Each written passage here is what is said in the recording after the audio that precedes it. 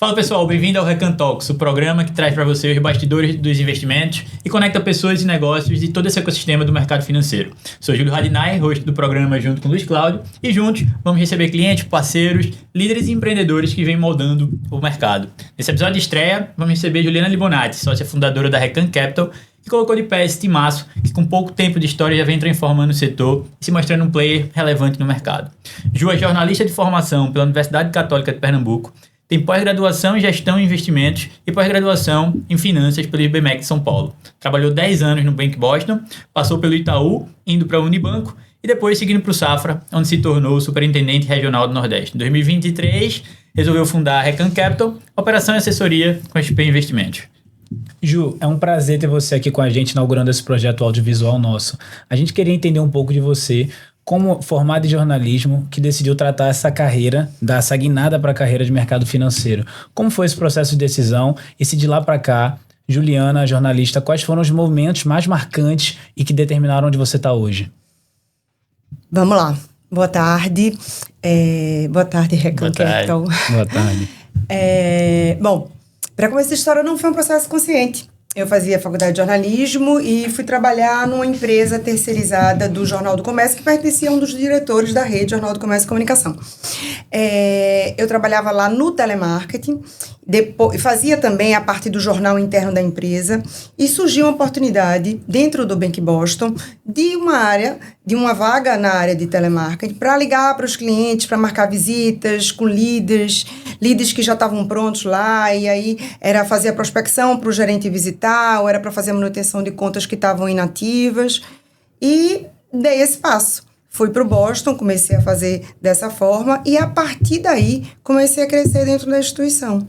Então, não foi uma tomada de decisão consciente, dizer vou mudar, foi acontecendo, eu fui aprendendo, eu fui crescendo, eu fui investindo nisso, e quando eu me vi, eu já estava descolada completamente do jornalismo, apesar de continuar sendo uma paixão aí, a que ficou ali utópica.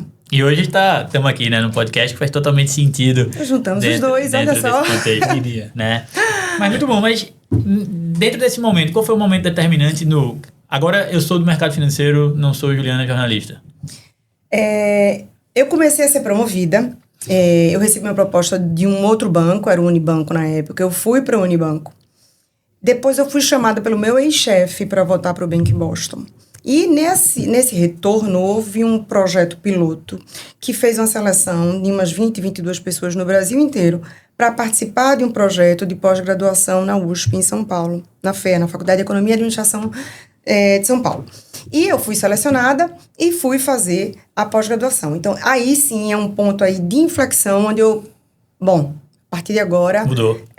Já não volto atrás, até porque eu comecei, de fato, a ter mais propriedade com o assunto de investimento. A pós-graduação foi em gestão de risco e investimentos, e isso foi em 2001. Então, eu comecei, de fato, a aprender um pouco mais, a ter um pouco mais de tecnicidade, a saber calcular índice de Sharpe, enfim, eu tive mais intimidade com esse universo. E eu era uma das únicas pessoas na sala de aula que tinha feito comunicação. O resto, todo mundo tinha feito economia, administração. Tanto que eu lembro muito, na primeira aula que a gente teve de estatística, o professor colocou no quadro 50 palavras ligadas à economia e, sobretudo, contabilidade e estatística. E aí ele queria medir o desvio padrão de conhecimento da sala através de um teste simples. E, obviamente, a pessoa que menos conhecia as palavras do quadro era eu.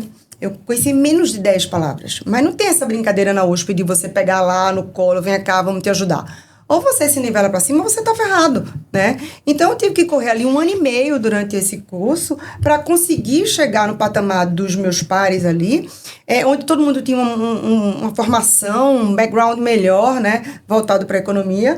E, a partir daí, eu, de fato, me apaixonei por esse troço. Quando eu voltei para Recife, na realidade, eu ia e vinha, né? Nos finais de semana. Isso no Boston, né? Durante o Bank Boston. Durante esse retorno do Bank Boston. Quando eu fui e voltei.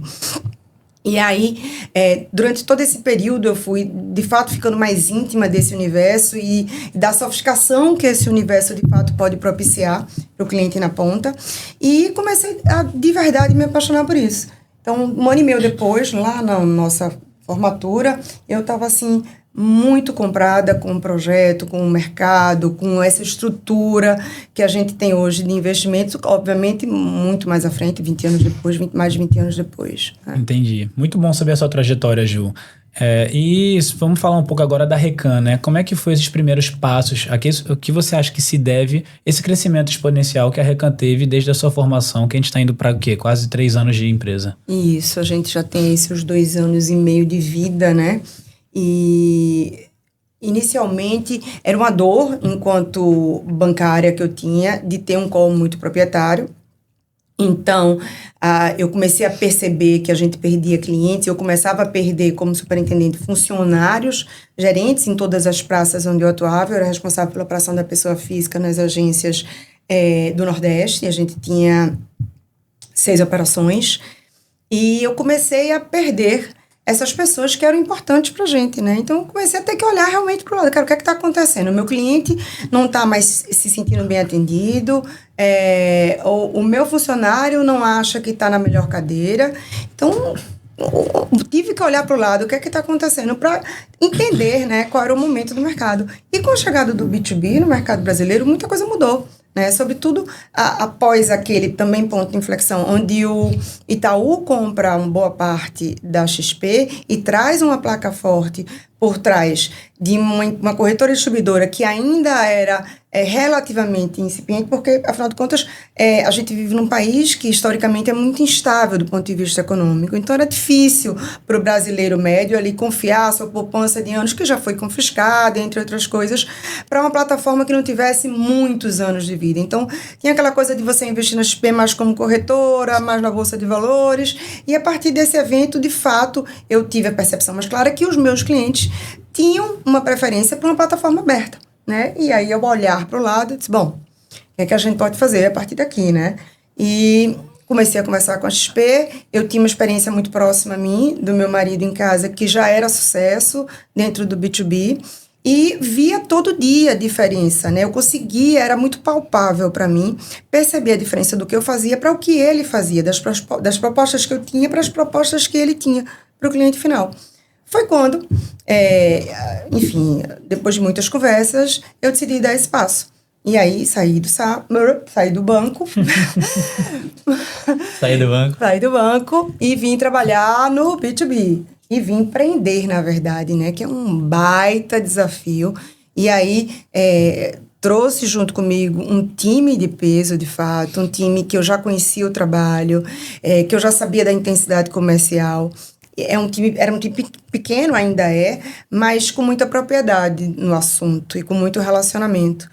Então, eu acredito que esse sucesso, logo no início da operação, ele se deu muito pelo conjunto da obra, né? Pelo momento do mercado, pelo time, pelo conhecimento técnico, pela capacidade de relacionamento que tinham essas pessoas. Eu acho que a gente tem um mix muito bacana na empresa. E você disse aí que seu marido, né, já participava desse ecossistema do B2B antes, né, de você entrar para a XP. Qual era o que você olhava antes, assim, para esse ecossistema de B2B, você sendo de banco, e que você olhava e pensava, cara, acho que isso é conflitante para mim se eu fizer essa migração? Existia isso? Ou sempre foi um olhar de tipo, dá para eu fazer isso aqui é basicamente o que eu já faço? Cara, para ser muito sincero, eu odiava XP e o B2B como um todo, porque de fato era a turma que estava começando a bater nos meus clientes e nas minhas pessoas, então eu tinha um ódio mortal. E tava levando fácil, né? É isso, né? Pô, os caras tinham ofertas dos mais diversos bancos, era difícil brigar com eles, eu não conseguia mais oferecer um excelente produto, que era o que a gente costumava oferecer, né? E a partir disso, depois do ódio, quando eu comecei de fato a entender, é difícil você tangibilizar o B2B quando você é CLT. Mas como eu tinha esse exemplo muito próximo, eu conseguia ficar mais próximo, mais perto, né, da realidade do B2B. Então, isso amenizou um pouco esse ódio e fez com que eu olhasse um pouco ali acima da arrebentação. E mudou algo de lá para cá em relação à visão sobre esse universo B2B? Não mudou. É isso. É isso mesmo, é impressionante, é incrível você ter uma arquitetura aberta, você participar das ofertas primárias, você poder discutir em comitês de alocação, qual é a melhor alternativa, qual a melhor relação de custo-benefício.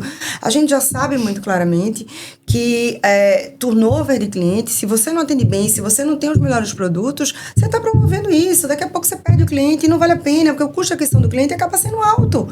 Então, a ideia é que você possa ter o relacionamento e poder oferecer para o cliente, de fato, um produto que traga resultado para além da média do mercado, para que você possa ter no relacionamento a fidelidade, a continuidade dessa história toda, né, ao longo de anos, e que a gente possa cuidar dos recursos dos filhos, dos netos e por aí. Então, ou você vai fazer, de fato, o que se propõe no sentido de poder oferecer um portfólio mais sofisticado de negócios, um leque de oportunidades de fato diversificado, ou você vai ter um escritório que uma proposta um pouco mais varejista e que um pouco deixa, talvez, enfim, um pouco na mesa essa questão da sofisticação do portfólio, da diversidade. E eu acho que, além disso, uma questão de solução de investimentos como um todo, né? Soluções financeiras como um todo para o cliente. Eu acho que isso tem bastante a ver com o que eu vou te provocar agora, no sentido de como era a tua visão para isso na região Nordeste? Você tentar empreender dentro desse ecossistema? Acho que você já estava numa posição superintendente regional, né? Então, para você sair do CLT e vir empreender na região Nordeste dentro do ecossistema de investimentos, qual era a tua visão e qual continua sendo da nossa região aqui, da perspectiva que a gente tem? Cara, foi muito difícil, foi um choque sair de CLT para empreender. Eu sabia que tinha suas burocracias, obviamente, mas quando você fica de frente à realidade, é duro, é muito duro, porque existe N processos jurídicos, legais, burocráticos que precisam ser respeitados, e aí tem toda aquela carga tributária e coisas que antigamente eu não me preocupava e que eu passei a ter que aprender e me preocupar.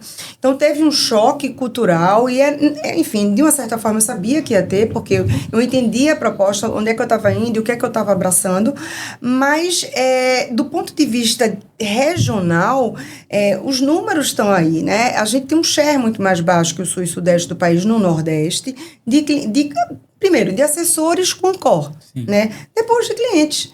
Então, ainda tinha, não só tinha como tem, e ainda vai continuar tendo muito tempo, um mar de clientes, um mar de oportunidades, um mar de negócios ainda inexplorados para fazer.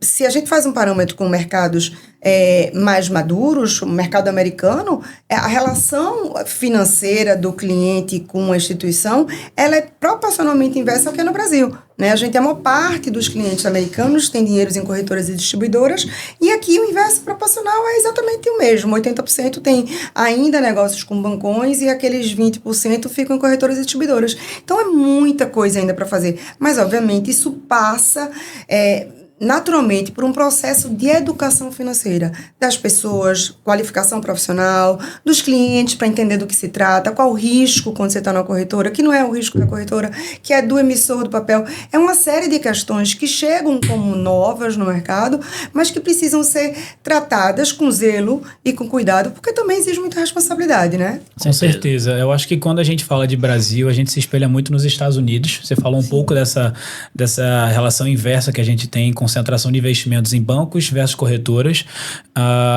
e que isso é um processo gradual que vem fazendo com que a Recan alcance patamares que a gente chegou, né? Atualmente a gente está em 1 bilhão de custódia em menos de 3 anos de operação, sim, né? Sediado em Recife e Fortaleza. Sim. E aqui, fora o que você já falou, quais são as 3 principais características de cultura da empresa que você acha que ajudou a chegar lá? Eu acho que esse modelo de partnership, eu acho que de fato traz um modus operandi mais coletivo de responsabilidade, né? Todo mundo sendo sócio, todo mundo participando e fazendo com que a empresa esteja em primeiro lugar, de fato seja uma empresa vencedora, que tenha um bom nome na praça, que tenha ótimas negociações realizadas, boas referências com o cliente. Eu acho que esses valores todos coletivos são imprescindíveis para a gente fazer um bom trabalho. E, de fato, nós fizemos um trabalho muito rápido, né? A gente fez até um spin-off também rápido e a gente chegou a 1,5 bilhão na operação. Né? A gente permaneceu aí com 1 bi logo após isso, mas a gente fez isso praticamente num ano. É tanto que a gente recebeu um e-mail do Guilherme dizendo, cara, a gente fez isso na XP em 10 anos. Guilherme Benchimol, né? Boa. A gente fez isso, Juliana, na XP em 10 anos. Vocês fizeram no primeiro ano. Não é uma coisa comum, não é trivial, exigiu muito trabalho, mas quando a gente tem intensidade no relacionamento e a gente tem na outra ponta bons produtos, fica fácil fazer esse match, né? Certamente. Exatamente. E basicamente, Ju, a cultura de empresa, né? Você fala um pouco de partnership, tudo isso. Como é que você vê no dia a dia isso acontecendo no sentido de pessoas engajadas, dos assessores estarem vestindo a camisa? Porque é bem... Quando você vê, né, a gente que vive esse ecossistema, você vê que todo mundo que está na Recan gosta de estar ali. E como é que você faz para fazer com que as pessoas tenham aderência a essa cultura? Pois é muito fazendo elas participarem, responsabilizando cada um deles pelo resultado todo. Eu acho que é muito por aí, né? À medida que você é sócio, a empresa precisa ser forte, né? Até porque é um mercado que está muito quente, a gente está vendo Itaú entrar no mercado do B2B, a gente daqui a pouco está vendo os bancões explorarem esse mercado, porque faz sentido esse desenho, a gente começa a ver mais sofisticação cada dia mais. Então, cara, é inquestionável que a gente precisa ter um modelo que seja um modelo que todos acreditem ser vencedor. Eu acho que essa coisa do coletivo é uma coisa muito bacana da Recan.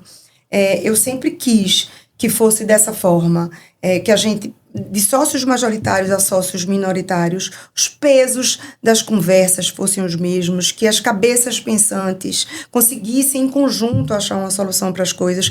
Acho que na Recan nada é muito rígido, nada é muito escrito na pedra, a gente pode dar um passinho para trás e reconversar, contanto que todos estejam assim, andando para o mesmo caminho e conscientes de que aquele caminho é melhor para todos. Com certeza. Eu acho que para uma operação tão jovem, né, a gente ter terminado o primeiro ciclo da XP, o primeiro ano, como melhor escritório do Nordeste, sexto melhor do Brasil, ele legitima muito o processo que foi feito dentro da empresa. Mas a gente saindo um pouco de Recan e entrando na parte pessoa física, Juliana, como que Juliana se relaciona com investimentos? Cara, a Juliana precisava dar mais atenção a essa parte pessoa física. Mas...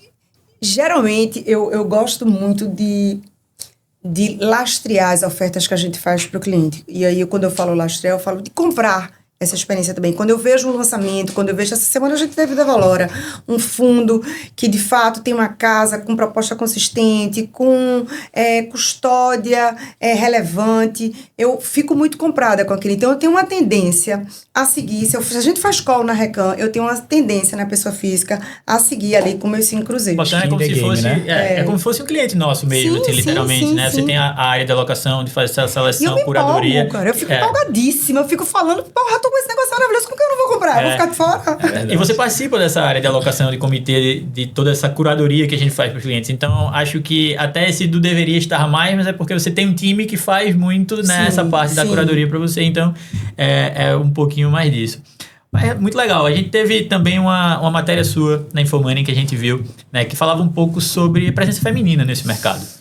É um tópico que eu queria bater aqui justamente pelo fato de que é um mercado que foi visto muito predominante, né, uma presença masculina e que hoje, né, tem esse exponente feminino, né, esse crescimento e ascensão da presença feminina. A gente vê vários escritórios hoje, né, com lideranças femininas tendo essa... Vários, mais ou menos. Ainda alguns. Minoria. E a Recan é um deles, graças a Deus, que tem essa sua liderança e que está aí despontando. Como é que você vê isso dentro do mercado hoje? Cara, estruturalmente, né, a gente ainda vive numa sociedade machista, né? É uma coisa muito mais estrutural do que... Enfim, não tem como discutir com relação a isso. Então, é um grande desafio à medida que nós, mulheres, de uma forma geral, assumimos mais funções dentro de casa. Nós equilibramos mais pratos, né? Eu faço a mesma coisa que meu marido, mas eu sou responsável pelos meninos, eu tenho 2 filhos pequenos, sou responsável pela casa, a feira, esse tipo de coisa, ele fica meio também sob a minha gestão. Então, o meu tempo, ele é muito mais amassado. É um custo invisível, né? Totalmente invisível, né? Para eu ter sucesso, eu preciso sacrificar uma outra ponta ali. Eu me sinto super culpada, é uma culpa da mãe ausente, que não me larga. Mas a gente vai tentando equilibrar isso. Mas, sem dúvida nenhuma, é muito mais desafiante. Por quê? Porque as mulheres, de uma forma geral, têm mais responsabilidades, né? do que, de fato, os homens, quando eu falo da quantidade de afazeres. Porque envolve os domésticos, os maternos, os profissionais. Então, não é fácil. Eu acho que essa próxima geração aí, eu acho que vai saber equalizar melhor isso. Eu acho que daqui a pouco os homens vão estar dividindo mais esse espaço doméstico e talvez isso acabe remodelando essa geração futura, até porque é necessário, né? Às vezes, e muitas vezes, eu vi minhas gerentes, eu vejo assessores, cara, tô com um filho pequeno, eu vou deixar aqui de lado e vou tocar. Eu tive essa experiência na minha vida. Quando eu recebi a proposta para ser superintendente do banco, eu cheguei em casa, seguinte, estamos aqui com essa novidade. E meu marido, a princípio, foi contra. Será que ele vai ficar puto? Vai não. Pode falar palavrão? Pode. É tudo liberado. Quer dizer, eu acho que tudo Enfim, ele foi bem contra, porque a gente tinha 2 filhos, eram muito pequenos ainda, e minha mesa era em São Paulo, e eu tinha que viajar para todos os estados do Nordeste. Então, em casa, houve um mal-estar, porque, em tese, ele era que bancava as contas, e aí ele tinha o conforto de me ter dentro de casa, né? Até que uma amiga minha fez, pede pra ele escrever isso. É surpresa, agora Bota não me isso aí no escrito. E aí eu fui conversar com ele e falei, não, você quer fazer? Então vai, né? E aí a gente tocou, a vida ficou mais dura nesse aspecto de ter tempo. Mas eu cresci profissionalmente, hoje eu tenho uma empresa que é concorrente da dele, inclusive, ano passado ficou na frente dele, tanto no ranking do G20, quanto agora no sim regional. ele pode ficar puto. Mudou, Mas eles já viraram um jogo, já ficaram em primeiro lugar, é um puto escritório isso também. É verdade. Alternância. É total, eu admiro os caras, eles fazem um excelente trabalho, mas, voltando ao assunto da mulher no mercado financeiro, seja no mercado financeiro, seja em qualquer outro mercado, é muito mais extenuante pra gente, é preciso a gente abdicar e lidar com uma culpa pela ausência que isso gera na outra ponta, muito mais difícil. Anos de terapia talvez ajudem, né? Mas não é fácil. Talvez seja esse o segredo, porque eu ia perguntar justamente isso. Qual é o segredo para você conseguir essa conciliação? Porque, assim, o que a gente vê hoje é justamente... as mulheres estão tomando esse papel de liderança, né? Isso está acontecendo com frequência cada vez maior e traz um olhar diferente para todo tipo de negócio. Então, qual seria, você acha que é o segredo ou uma forma mais fácil de você conciliar isso?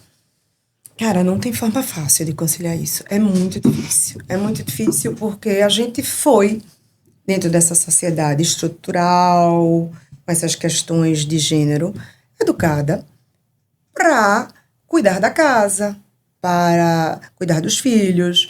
E a minha geração já foi muito mais além do que a geração anterior. E eu espero que essa próxima também quebre novas barreiras, porque...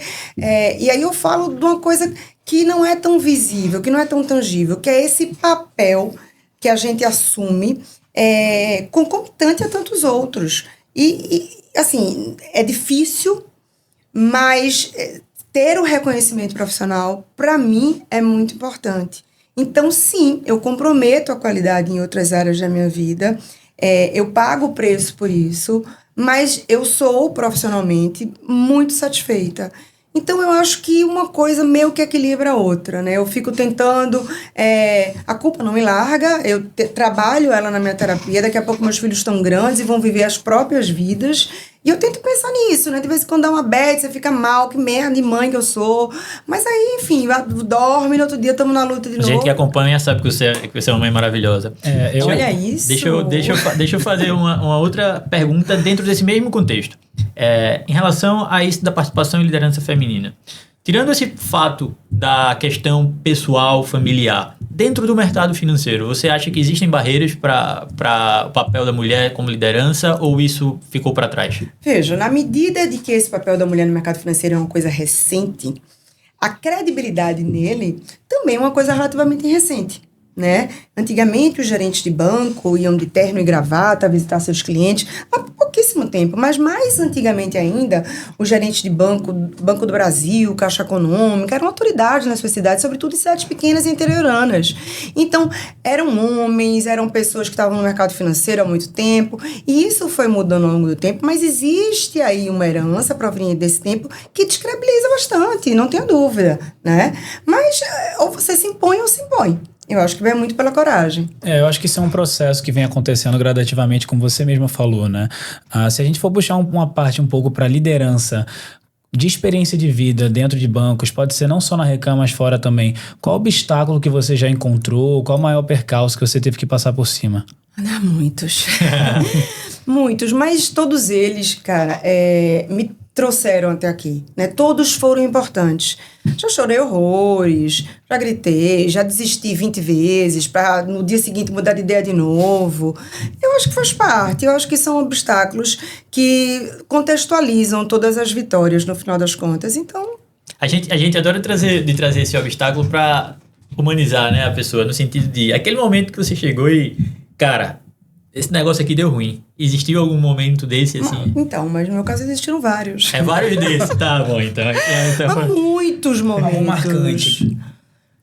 Nunca teve um dia assim, tudo ou nada. Entendi. Sempre foram pequenos desgastes. A relação interpessoal, quando ela é muito próxima, ela é muito difícil, né? São pessoas diferentes, com histórias diferentes, com vidas diferentes, necessidades diferentes. E aí, de repente, tem todo mundo que conviver ali naquele meio espaço. Sempre vai ter um arranca-rabo, um desentendimento, né? E tá tudo bem. Eu acho que, no final das contas, não teve um grande dia que eu possa dizer, porra, esse negócio foi muito ruim, eu me arrependo desse negócio que a gente fechou, que a gente não fez. Eu acho que houve muitos percalços nessa caminhada, mas eu não acho que teve nenhum que foi um checkmate, assim, não. Acho que foi tudo pro bem. Entendi. E aí, trazendo um tema novo, eu acho que para todo mundo, né? Como é que você tem visto essa parte de inteligência artificial, tecnologia, entrando nesse meio do mercado financeiro? Como é que você enxerga nos próximos 5 anos essa inovação? Cara, tem dois lados essa história para mim, né? Eu já tinha conversado até com o Júlio, que é um cara que é entusiasta da inteligência artificial, e eu acho isso muito bacana. Mas tem um lado que me preocupa e um lado que me empolga. O lado que me preocupa é que nós todos temos neurônios e nossas sinapses precisam fazer exercício, né? Então, à medida que a gente delega tudo para a inteligência artificial, a gente vai atrofiando o nosso próprio cérebro. A gente deixa de pensar. A gente que defende isso como projeto de poder. Então, assim, e eu acredito nessas pessoas, são argumentos sólidos. A minha mãe tem uma médica sensacional, que é uma unanimidade no meio, e ela defende com unhas e dentes essa coisa de você emburrecer, né? Eu acho que a gente precisa pensar um pouco sobre isso, né? A gente precisa se disciplinar a não ir sempre para o mais fácil, né? A gente buscar exercitar o cérebro. A última vez que eu tive com minha mãe lá, ela disse: Iris, você precisa aprender uma nova língua e você precisa aprender um instrumento. Vão exercitar áreas do seu cérebro que você não recruta. Legal. Porque as que você recruta já estão gastas. O cérebro envelhece, os neurônios também, né? Então, ou a gente exercita eles em todas as áreas, ou a gente vai estar fadado ao emburrecimento. Esse é o lado negativo, mas tem um lado muito positivo, né? Que é de você ter respostas rápidas, otimizar respostas aos clientes, ser mais ágil no atendimento. Então, toda essa gama de coisas que a gente pode otimizar, a gente já tem um setor responsável que vai estar tocando, que é o RIA, né? A RECAM, Inteligência Artificial. Isso. Então, daqui a pouco a gente vai ter os robozinhos no WhatsApp para perguntas mais básicas serem respondidas mais rapidamente, a qualquer hora do dia. E a gente vai testando esse ecossistema para fazer com que dê certo, sem tirar, obviamente, majoritariamente o nosso pensamento do jogo, né? Nos nossos questionamentos, as nossas discussões, que eu acho que são fundamentais. Você acredita num modelo de escritório gerido unicamente por um IA? É claro que não. Não. Óbvio que não. Não acredito porque eu acho que a questão da humanidade, ela se sobressai em todas as frentes. E confiança, né?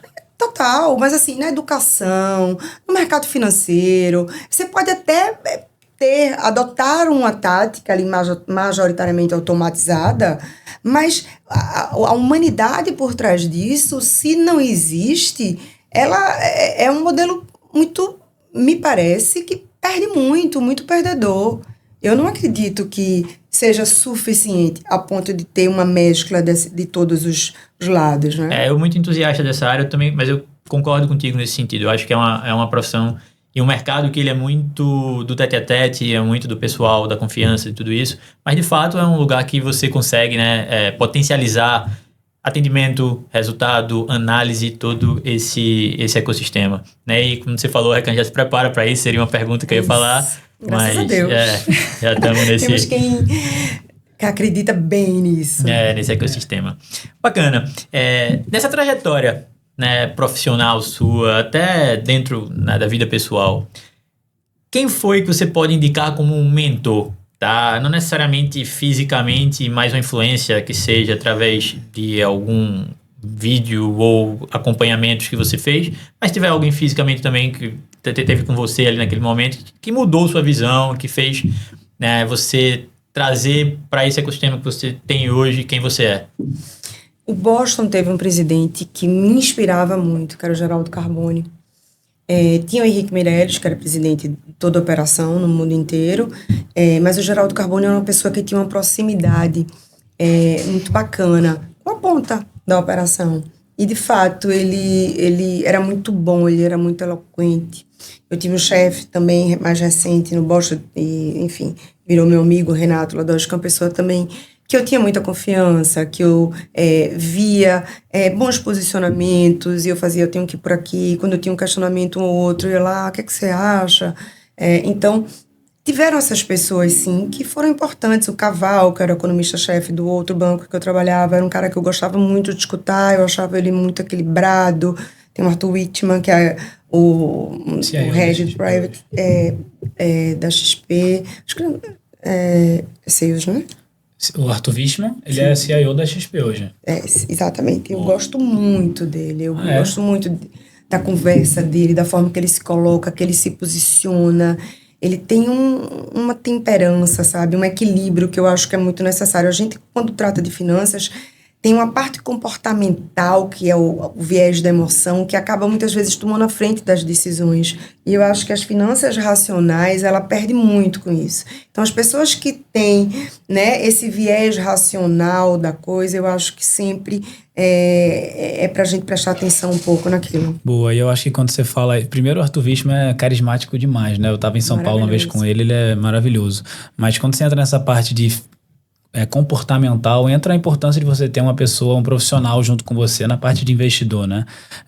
Quando a gente entra no tema de banco, né? Você tem algum bastidor, um segredo de bastidor que você acha que vale a pena contar aqui? Eu queria provocar para 2 segredos de bastidores. Juliana lá atrás, que você ainda está na posição hoje que teoricamente responde a poucas pessoas, ou só tem um cenário de servir ao cliente. Mas quando você respondia vários chefes, uma escada daquela, algum segredo de bastidor que acho que os ouvintes talvez achariam interessante. E isso agora, né, do outro lado da mesa, se tem algum segredo de bastidor assim que você traria. Eu acho que é fechar os ouvidos para síndrome de impostora. E a gente tem ali no cantinho, né? Cara, tá com medo? Vai com medo mesmo, mas vai. Né? Tá difícil, tá duro? Vai. Eu acho que isso... uma coisa que sempre me acompanhou, às vezes um pouco mais, às vezes eu não conseguia ir, voltava, e às vezes ia um pouco mais além. Mas eu acho que não dá muito ouvidos para essa coisa de que... essa autossabotagem, talvez, né? Mas não tem nenhum segredo, não. Não, nenhum bastidor. Gente boa. Vai deixar um segredo. Segredo é meu. Ela tá com ciúme do segredo dela. Quer compartilhar. É isso. Se tivesse que começar hoje de novo, Ju, o que é que tu faria diferente? Nem que, mesmo que tenha essa história do faria tudo igual, mas alguma coisinha que você olha e fazer, poxa, eu acho que eu poderia ter otimizado isso, talvez. Cara, minha entrevista vai ser uma merda, porque não tem. Não tem, tudo maravilhoso. Não, mas é porque... Eu não sei se isso é por causa desse meu otimismo crônico, mas eu sempre acho que as coisas que não foram tão legais foram importantes. Aprendizado, né? Cara, lógico, eu não vou fazer 2 vezes a mesma merda. Eu vou por outro caminho agora. Tô falando muito palavrão, gente. O YouTube vai derrubar isso aqui. Foi mal, o YouTube. Mas é o que é. Enfim. Como o segredo é seu, também o podcast é nosso, tá? Então, é isso aí. Cara, eu acho que essa é muito verdadeira. No final das contas, eu sou o que sou. E às vezes pago um preço alto, palavrão, não sei o quê. Mas acabo que hoje, quando eu boto na balança, cara, o preço que você paga por esse enfim, eu sou muito extrovertida. Vale a pena... em prol dos ganhos que isso lhe proporciona, de fato ser muito verdadeira, eu acho que sim. E eu pago ele bem. Eu digo assim, cara, esse é o preço, eu vou pagar. Eu acho que principalmente nesse universo que a gente vive, né, Ju? A conexão, pela verdade, ela é muito mais fácil de fazer. E nosso negócio não vive sem cliente. Esse é o foco principal do que a gente faz, se vira o cliente. E essa conexão eu acho que é nítido quando você chega em uma visita com um cliente, alguma coisa, você ter uma postura de verdade, né, de quem você é, eu acho que faz uma conexão mais genuína. né? Então, acho que isso traz um pouco para você também desse contexto. E saber quem se essa construção, né, e ter relativa segurança sobre isso, não exime sua responsabilidade e culpa das merdas que você fez lá atrás. Eu fiz muitas, né? E hoje tá tudo bem, porque você vai lá, se refaz, se reconstrói, se reencontra, às vezes se perde, mas de uma certa forma você continua indo em frente, né? Acho que é o grande mérito da história. Com certeza. Ju, eu acho que vale a pena até a gente trazer uma pergunta para pessoas que podem estar escutando esse podcast, vendo esse podcast e pensando em inserir no mercado financeiro. Você tem alguma palavra para dar para essas pessoas, alguma dica? Cara, se qualifique, leia, estude, converse com as pessoas do meio, escute podcasts. Toda vez que eu me dediquei muito em prol de um certificado, de um estudo, cada vez mais que eu avançava naquilo, que eu me aprofundava naquilo, mais eu percebia que tinha muito mais coisa que eu não sabia. Isso vai gerando uma curiosidade, isso vai gerando para a vida essa curiosidade, né? Eu estava vendo uma entrevista recentemente no GNT e a conversa girava em torno disso, do quanto você pode subverter a ordem das coisas. Geralmente você olha para uma coisa e você tem uma tendência a julgar. Você diz, porra, aquele cara é chato, essa menina é bonita, isso aqui. Em vez de você entrar com a curiosidade da história, você, em vez de julgar, você pode dizer, porra, qual a história do cara? Por que ele tá fazendo isso? Qual o contexto, né? Então, meio que você faz um pouco o inverso das coisas e vai transformando as coisas à medida que elas acontecem. Legal. É isso. E nessa mesma linha, como você vê, né, o futuro desse mercado de assessoria? Luiz Picaloli perguntando nessa situação de como é que você fala para quem está querendo entrar no mercado, que é certificação, tudo isso. Mas como você vê esse mercado de assessoria nos próximos 5, 10 anos? Cara, eu acho que vai crescer muito. Eu acho que é um caminho sem volta. Não à toa eu percebo o ecossistema atacando muito, né? Fala muito mal. Você vê a quantidade de cliques quando as notícias são ruins com relação a corretoras e distribuidoras. Eu fazia isso quando eu estava do lado de lá. Eu me aproveitava de toda notícia ruim para dizer, tá vendo? Aqui, né? Mas é um caminho sem volta. Porque o forte prevalece, porque o correto segue. E tem muita gente fazendo um bom trabalho, tem muita gente fazendo um mau trabalho. Tem, trabalho ruim tem, medíocre tem, em todos os cantos. No B2B, no banco. Mas o mercado é muito grande e tem muita gente fazendo um excelente trabalho. E se as pessoas gastam energia para bater, tem alguém incomodando, geralmente. Sem dúvida. Caminho sem volta, gente. Normalmente quando eu falo, alguém me pergunta a respeito de cenário de mercado, eu comento muito que eu vejo a profissão do assessor, do consultor, enfim, muito como um médico, né? Assim, na teoria, você tem um médico que ele acompanha por muito tempo. Claro, aquele médico, né? Eu acho que a pessoa financeira da sua vida deveria ser isso também. Um grupo familiar, ser uma pessoa que lhe assessora, que lhe consulta, não só no âmbito de investimento, né? Quando a gente fala de investimentos, a gente também tem uma pessoa para crédito, para auxiliar em decisões financeiras, além de otimizar a rentabilidade, né? E você tá com uma pessoa dentro de casa, né? Que você tem confiança, tudo isso. Acho que vem mais desse ponto de você poder ter essa frente, né? Trabalhando por você e para você. Bacana, a gente tá chegando, né, mais pro final aqui do nosso programa e chegou a hora do ping-pong. Eu sempre quis fazer isso aqui, tá? A gente vai fazer perguntas diretas, você vai responder de volta pra gente alguma coisa que você gosta ou que te influenciou em relação a isso aí. Vou começar por um livro. Um livro difícil, só um, né? Eu não sou uma pessoa minimalista. Cara, vou pros clássicos, quer dizer... Tem A Casa dos Espíritos, de Isabel Allende, que me tocou assim, profundamente. O Sol é para Todos, de Repli, que ganhou um Pulitzer. E mais recentemente, uma menina que escreve muito bem dessa geração da Millennium, que é a Sally Rooney. Gente, esqueci o nome dela, mas é de Pessoas Normais. Acho que é Sally... Que tem até uma Sally série, Rooney, né? Normal People, né? Exatamente. Sobre isso. O livro é Sally Rooney, o nome dela. O segundo livro dela é um livro que impactou muito, assim, foi uma leitura narrativa que impactou muito, assim, o momento que eu estava lá. Então, marcou um pouco. Boa. A gente, até falando para os espectadores, né? A gente tem um processo na Recan que no começo a gente trouxe uma série para assistir, que era o Tour de France, para todo mundo no final falar um pouquinho do que a gente tinha tirado como lição. Não vale Tour de France, porque eu já falei. Tá bom. Fale uma série, um filme que você acha que é válido mencionar aqui. Bom, minha memória é uma merda, mas vamos lá.